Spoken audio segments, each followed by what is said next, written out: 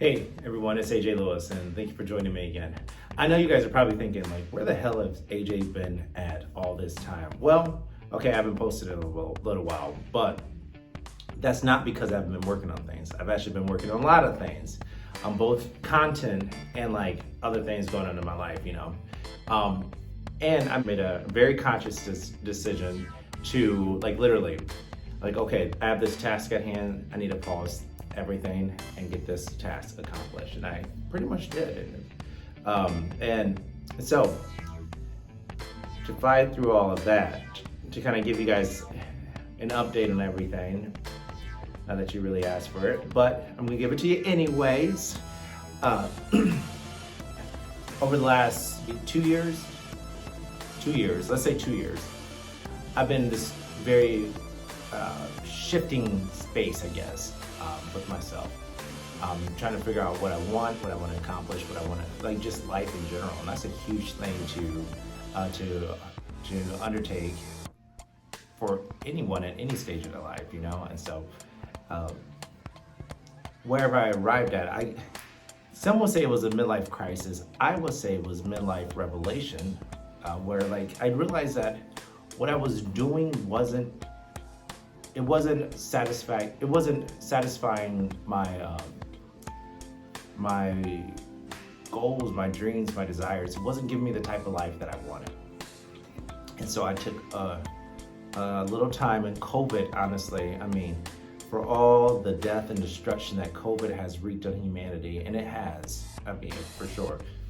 Last year was incredible in a lot of ways. One of my good buddies came back, and we shared a house, and that was really, really cool. He introduced me to a lot of different things, like meditation, and how can I effectively look inward at myself to pull out the things that I want, while also identifying and leaving the things I don't want in my life behind. And so that was a huge part of it all. And then this year's been even better than last year in that respect too, because I've just been building on it. And so I've been able to think about it and write about things, and think and write and think and write, and make videos and so on, and kind of put some information out there for everyone. But largely it's just been like a season of revelation. Things were revealed to me about myself, and that the things that I wanted to do and accomplish, etc. And it's just kind of how life works. And I look at life a lot differently now. I look at life as one giant big opportunity to kind of create whatever you want out of it, almost like a laboratory. If you think of being in school and you're experimenting, etc., that's what life is. There's no good way to do it, there's no bad way to do it, there's just an is way. Whatever way you're doing it, it's fine. It's fine no matter what it is. And it may seem like it sucks at times, and it does, but it's incredible because we're granted this opportunity to create the life that we want, no matter where we came from. It might look different because we have different materials, but we've been given this opportunity to create the life that we want. And where we've run into trouble at is when we try to create someone else's life for our own.